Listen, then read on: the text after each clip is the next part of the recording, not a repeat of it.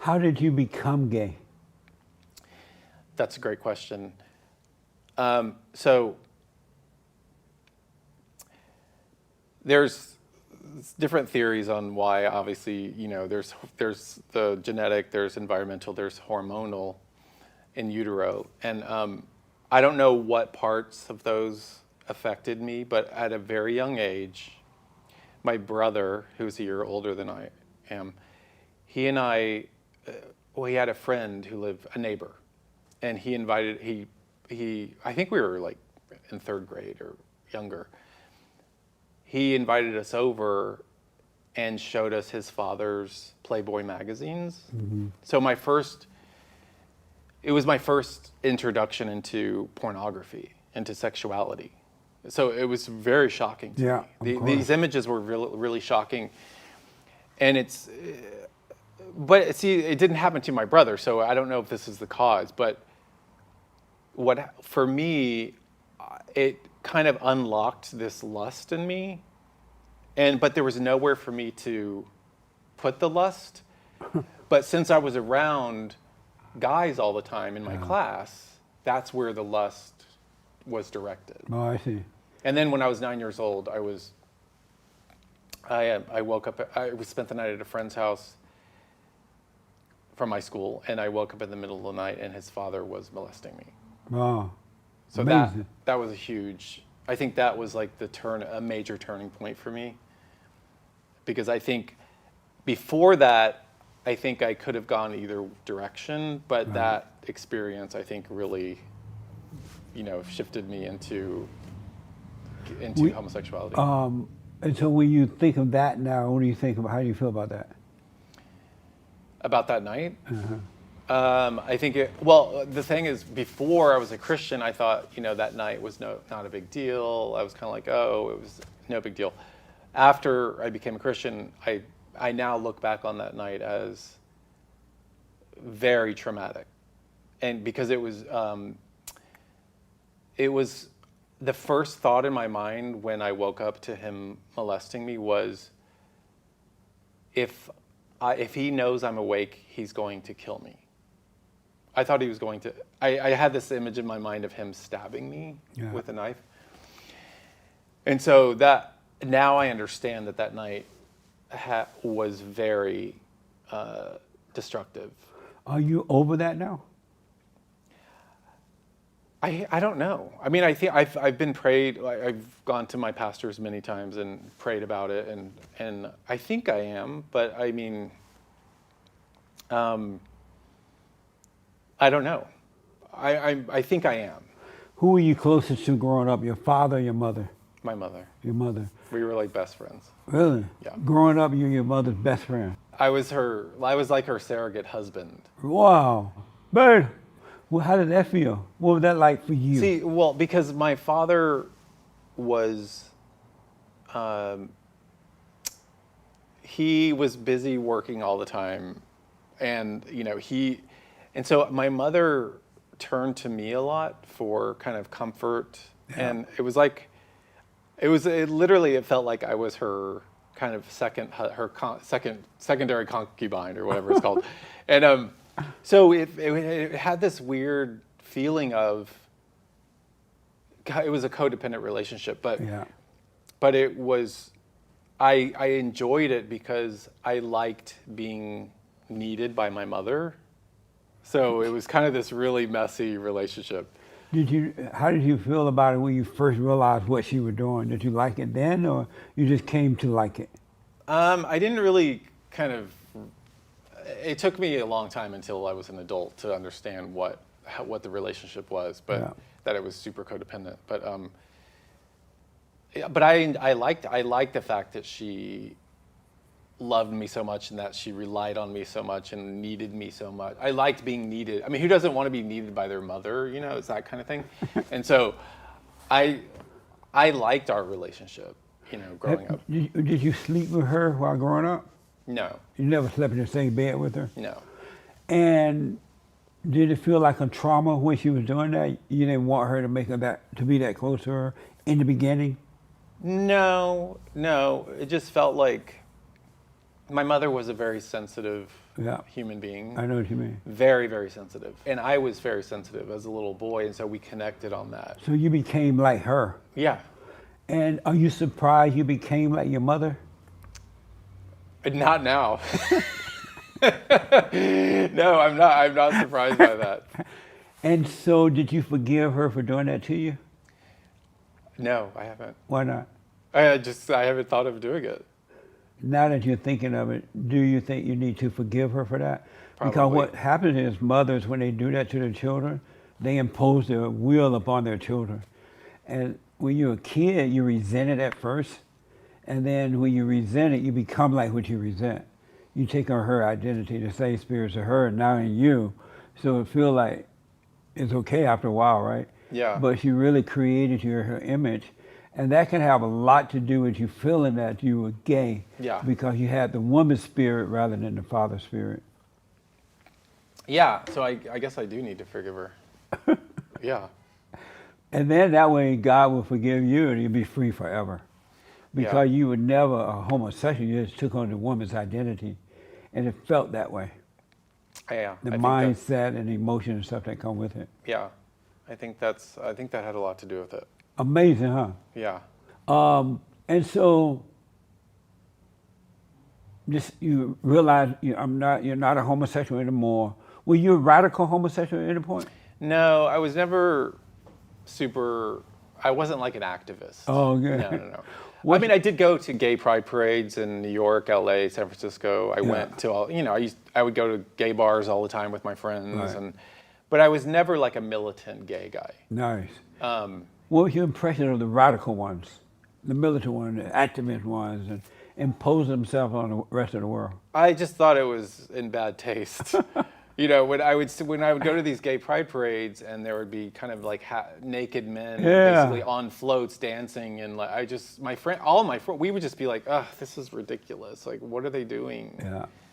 So I never kind of bought into that whole extreme part of it. What caused them to go that deep into where they are on the float naked and in front of children and everything? What causes that? The fallen state. I mean, Yeah, I think it's just it's this very kind of rebellious heart. I think what causes it is, as kids, a lot of those guys were, bullied or made fun of for being gay or whatever. Yeah. And like, this is the rage that's coming out, of them. Like literally there's a gay bar in West Hollywood called The Rage. Do you know that? No. Do you know that? It's been there since the 80s. Yeah. But there's this rage because of, what they experienced in their childhood. And I know a lot of guys who even now, I know friends of mine create TV shows that are gay themed. They're old friends of mine.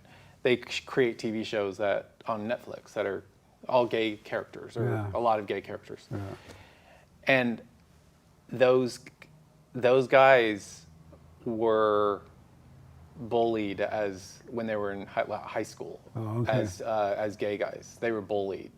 And so now this is kind of like almost like their revenge, on the culture. And so and right now in culture, as we all know, they're getting the last laugh. Right. Because the culture's all in. It's all in now. It's all in. Yeah. What is the way to overcome that? The Christian world and the straight world, how can they overcome what has happened to them now? The homosexuals are all in. They have influence over everything, the media and everything. The gospel. How can Christians overcome that? The only opinion that matters to me is God's opinion. Yeah. I don't care about man's opinion. Right on. I just care about his opinion. So I mean, that's why I'm so vocal about the issue of homosexuality. If I cared about what people thought of me, I wouldn't be talking about. Yeah. I lost my career over this issue. Yeah, I wanted to ask you, once you overcame the homosexual lifestyle, you became are you a conservative now? Would you be considered a conservative, Republican kind of person? Mm-hmm. How did Hollywood react to you? How are they treating you now? What happened as a result of that? Well, for a while, I was very vocal about my conversion to Christianity. when I would work on the set, I would tell everyone the gospel. Yeah. Like Oprah, like everyone I worked with, I would tell the gospel to.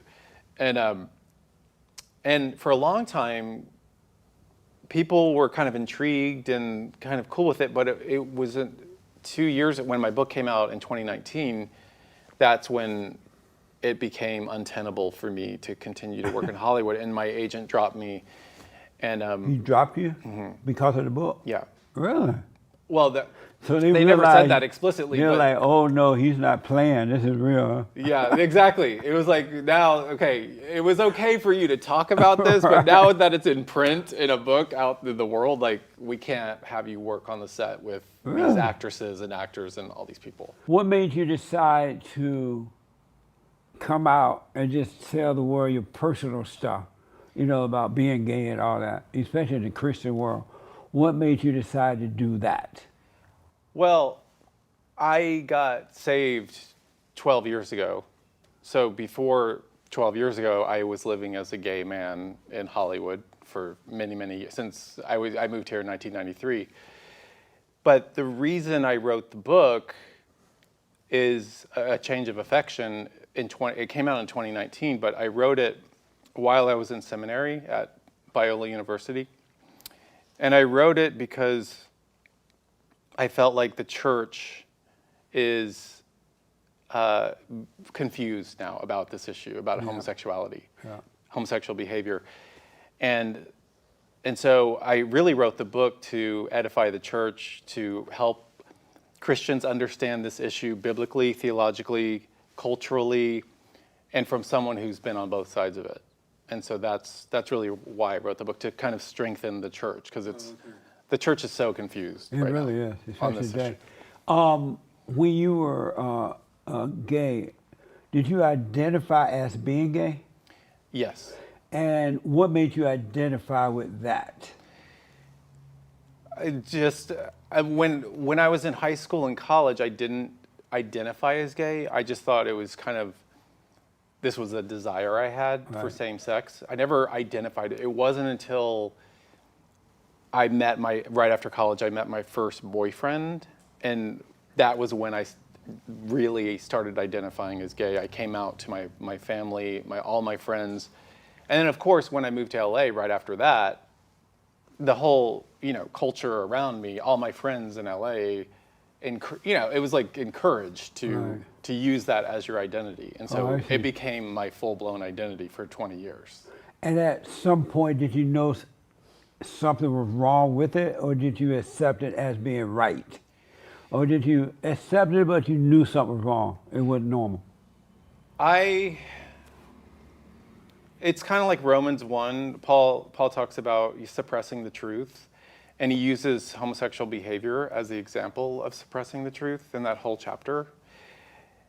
And when I was living as a gay man, I embraced it, and I embraced gay culture. I had many boyfriends and lots of gay friends.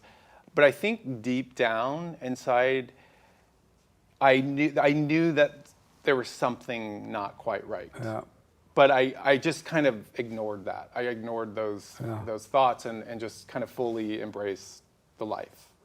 I've over the last 31 years since starting Barn, I've talked with men and women around the world, all races, and most of them have said they were in that fallen state, and they knew something was wrong. Mm-hmm. At some point, they tried to accept it as a right in order to live with it, I guess. But they've always known that something was wrong. They just didn't know how to overcome it. And so they would accept it as them, identify with it, to try to live with themselves and with others. Right. And I mean, also God was not even in the picture for me. I was basically an atheist. So without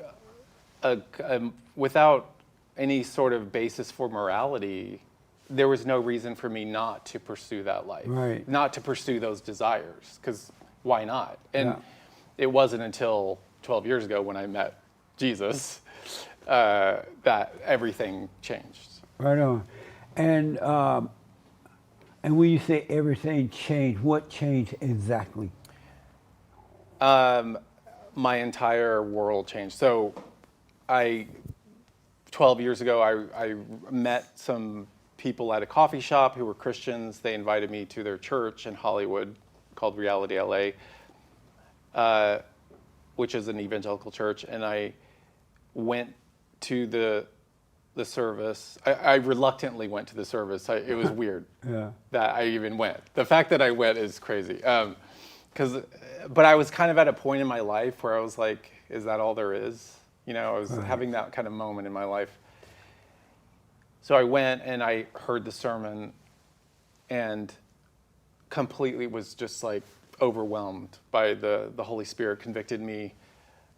I just started bawling and bawling and that's when I literally, that's when God revealed himself to me. And I'll never forget, it was like he said, in my mind, he said, I'm God, Jesus is my son, heaven is real, hell is real, the Bible is true, welcome to my kingdom. And I knew immediately in that moment that homosexual behavior was wrong. I knew it was a sin. I knew it was no longer my identity. I knew that dating guys was no longer a part of my future.